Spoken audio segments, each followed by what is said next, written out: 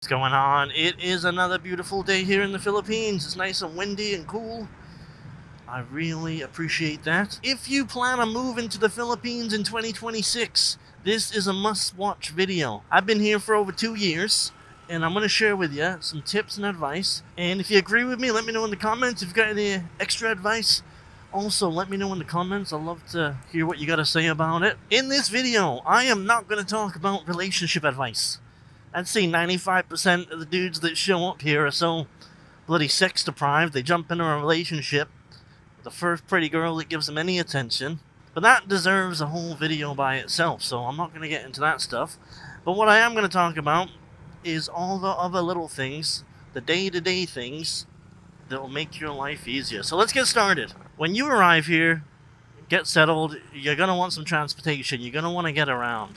And you're probably going to end up buying a motorcycle or a scooter of some kind. And what I recommend to you is buy it brand new from the dealership. Don't go on Facebook Marketplace trying to look for a deal. Even when you go to the dealership and you buy it new or whatever, don't even buy a repossessed unit. Just buy it brand new, cash. Don't even try to get financing here, nothing. Just brand new bike, cash, because you're going to run into issues if you don't do that. You might be thinking, Tony, what kind of issues can I run into? Okay, let me start. Okay, you're at the dealership, you're going to get a repossessed unit. You want to put that unit into your name. You're going to want them to register it in your name. Oh, wait, the previous owner of that unit had violations. Now the dealership's going to want you to pay those violations off before they can transport it into your name. I don't know what that was. There are endless pitfalls when buying a used vehicle in the Philippines. A lot of my viewers probably have horror stories of their own, but here are just a couple that can happen to you. So Facebook Marketplace. Nobody likes to register motorcycles in their own name here. They always have like open deeds of sale. So if you go to buy a used motorcycle, they probably bought it used themselves maybe, and the paperwork is in the original owner's name. And now they've sold it to another person, and now they have like an open deed of sale, and then like the registration, all that stuff's not even in their name, and then they're gonna sell it to you, and now you got a motorcycle with someone's name on it that you've never met. You don't like the chances of them having all the complete IDs and notarizations, everything in order. It's very slim. You're gonna have all that stuff. And there's also a lot of scams you can run into as well. For example, they say, okay, sir, buy my motorcycle, but you'll get the ORCR in 3 months. ORCR here is like the registration paperwork, the official receipt and certificate of registration. And they'd be like, okay, yeah, 3 months, I'll get it to you. So you give them the money in cash for the bike. But here's the thing they're not telling you. They finance the bike. They don't have the ORCR. So the expectation is you're going to give them the money for the ORCR, and they're going to take that money and pay the finance company. But from my experience here, financial literacy isn't exactly a thing. So they're going to take your money, they're going to blow it on whatever, and now you got a bike you paid whatever 60,000 for, and no paperwork. Also, you buy a used motorcycle. The previous owner has got lots of tickets and stuff. Well, here, the tickets don't really go on the driver's license, they go on the vehicle. So when you buy that vehicle, all those violations that last owner got is now on that vehicle, and they need to be paid off. So you're not going to be able to re-register that vehicle without paying all those extra fees. As I said, there's so many things that can go wrong. If you want to avoid a lot of headaches, a lot of BS, just go right to the dealership, buy it brand new, get your paperwork in your name, and you're good to go, man. Just avoid the hassle. For a couple of pesos, avoid the hassle.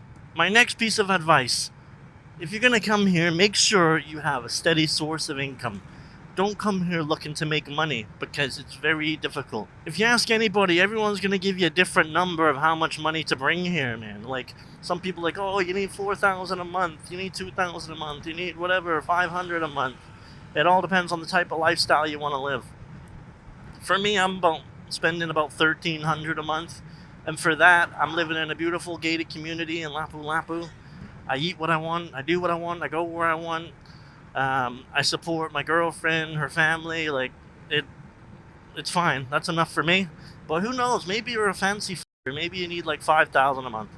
But whatever it is, whatever you think you're gonna need a month, make sure you have some type of income, like dividends or a pension or a business or something that's bringing that in. Because once you get here, good luck trying to make some money. On top of having your monthly income, you should probably also have some savings with you.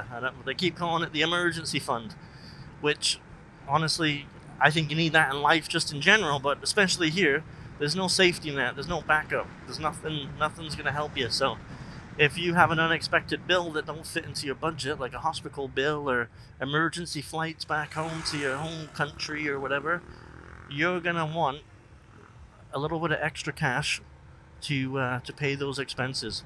You don't want to live paycheck to paycheck here. I know too many people that, I mean, they get paid, and at the end of the month here, there's nothing left every single month, and you don't want to live like that. You don't want to have to say, oh, okay, oh no, I'll pay for that next. You don't want to do that, man. You need your safety net, you need your income, and you need to manage your money well. Because if you don't manage it, nobody is going to manage it for you. So while we're on the topic about money, my next bit of advice is don't come here looking to start a business. A lot of expats come here saying, oh, I'm going to start a business, I'm going to start a piggery, a restaurant, I'm going to do this, I'm going to do that. And in most cases, it's complete waste of time and money. My recommendation when you come here to start the business is, first of all, before you waste a lot of money, try and sell things on Facebook Marketplace to Filipinos, okay? Try and sell a couple of items to try and gauge what your customers are going to be like. It doesn't matter what type of business you're in. You're providing a product or a service in return for compensation, and hopefully that compensation is more than what you spent providing those products and service, and then you have your profit. And there you go. That's what it's all about, no matter what business you're in. Try and sell a couple of things on Facebook Marketplace, and if not pulled all your hair out in 2 weeks, and go ahead, start your business.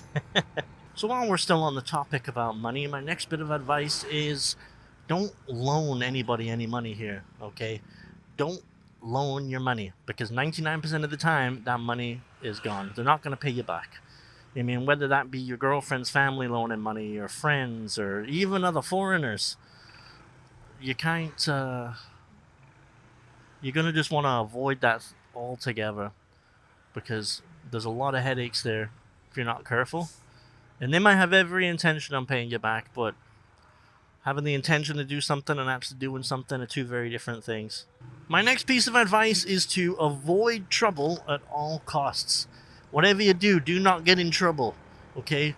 The justice system here doesn't work like anything that you're used to back home. Trust me, okay? If you get arrested, you're going to be in jail for 3 months in the worst possible conditions before you even see a judge. Your food, oh my god, just avoid trouble, okay? Avoid trouble, avoid women that'll get you in trouble. It only takes a woman just to open her mouth and say the wrong thing to a police officer, and you're gonna be, I mean, it's your word against theirs, and that's not just with relationships, that's with a lot of stuff. It's your word against them, and as a foreigner, the chances are you're not gonna win. I'm just being honest, you're not gonna win. You're gonna lose, and you're gonna be in a very miserable situation for a very long time, and it's going to be very expensive. So avoid trouble at all costs. If you think you're in trouble, if you think someone's filing a case against you, you think trouble's coming down the pipe, you need a backup plan. If you think, honestly, if something happened to me and I was in trouble, I wouldn't even try and fight it. I wouldn't try and challenge it. It'd be like a magic trick. They'd be like, okay, Tony's in trouble, and then they'd be like, okay, where the f*** is Tony? Tony's already in Cambodia. Where did Tony go? It's like David Copperfield. I'm gone. I'll be gone so quick if I think I'm in trouble. Holy crap.